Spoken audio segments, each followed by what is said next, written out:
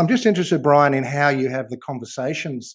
If you're, for example, if you're brought in by the CEO, or sometimes you might be brought in by the bank, I suppose.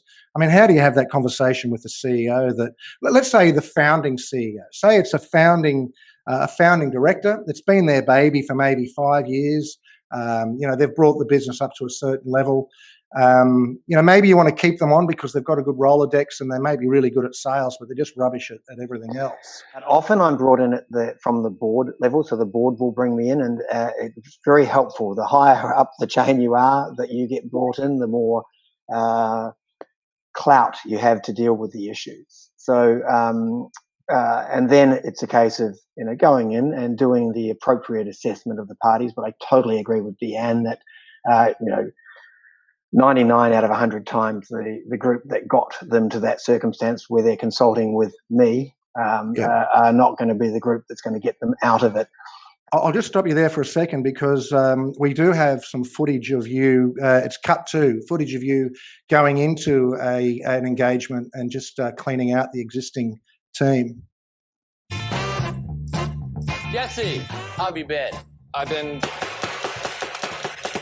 great. I'm back, and you're fired. Was that you?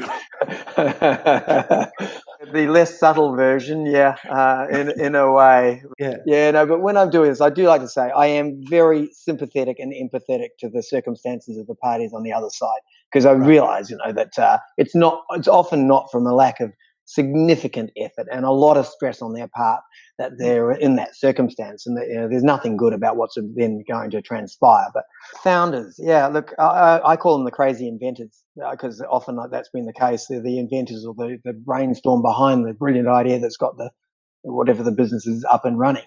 And sometimes they've actually had some very good ideas, but they are often not the party to take it and commercialize the idea going forward.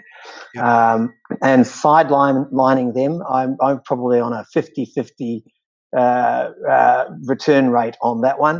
To be completely honest with you, it is, they have to, often because they do control a massive amount of the ownership.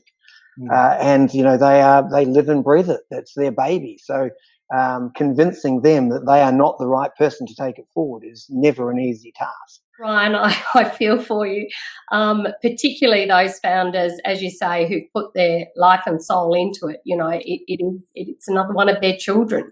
Very often they've spent their life for it, working for this company, and missed out on kids and wives and all sorts of occasions, and they've put their business first, and now they're told, no thanks, we don't need you anymore. One of the things I think it's really important then is to be able to, deal with them heart to heart, and, go back to what it is that, why they started this, and what it is that they really wanted to achieve. And it's often a case of, well, I wanted to be able to, look after my wife and have a nice life when we're older, and, reminding them of that and getting them out to that and giving them the option that, you can get there is sometimes makes it a little bit easier if you can start looking at another vision and going back to where they started.